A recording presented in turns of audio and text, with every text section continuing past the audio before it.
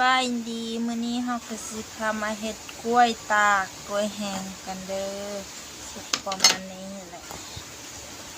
เฮ็ดก็บ่ยากเฮ็ดกินสบายถ้าแบบว่าบางคนก็ว่าเฮ้ยมีกล้วยแล้วสิเฮ็ดหยังก็เฮ็ดแห้งไว้หรือว่าตากนั่นแหละตากไว้สบายๆเฮ็ดแบบนี้และก็ขั้นตอนต่อไปเนาะเราก็สิเอาทุ่งยางมาจิกแบบนี้แล้วก็กล้วยวางแบบนี้เนาะแล้วก็เอาไม้มาทับแบบนี้อันนี้ก็ได้แล้วเฮ็ดแบบว่ายากเวลาตากก็ประมาณ3 ชั่วโมงแล้วก็ไปพลิกหรือว่าปีนอีกก็ประมาณนี้ก็บ่ยากหลายให้มันแปรแบบนี้เลยบ่ได้เฮ็ดขายเด้อนี่เฮ็ดกินเองเพราะเห็นหลายๆคนเขาเฮ็ด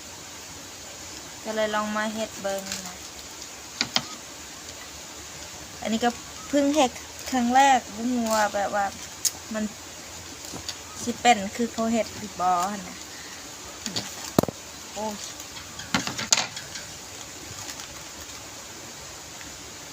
เสร็จเรียบร้อยแล้วก็มาตากเนาะตอนนี้ก็ประมาณ8 โมงเช้าแดดมันยังบ่แห้งเลย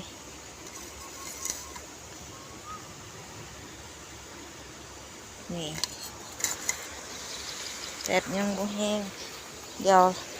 ถ้าเบิ่งตอนต่อไปตอนนี้ก็ประมาณ2 ชั่วโมงแล้วนะคะเดี๋ยวเรามาดูกันแล้วก็มาพลิกด้านค่ะ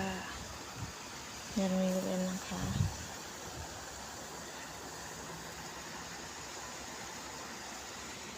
สีสวยมากเลยค่ะ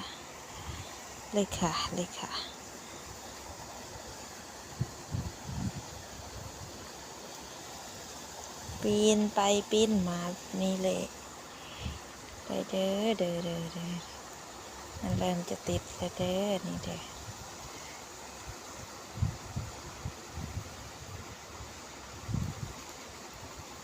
เดี๋ยวมันนวลตามใจจะให้เห็น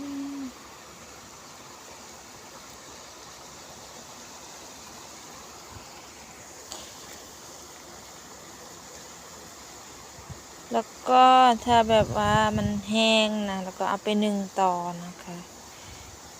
ไปนึ่งต่อแต่ความจำโทรศัพท์เรามันเต็มก็เลยตัดต่อคลิปบ่ได้เลย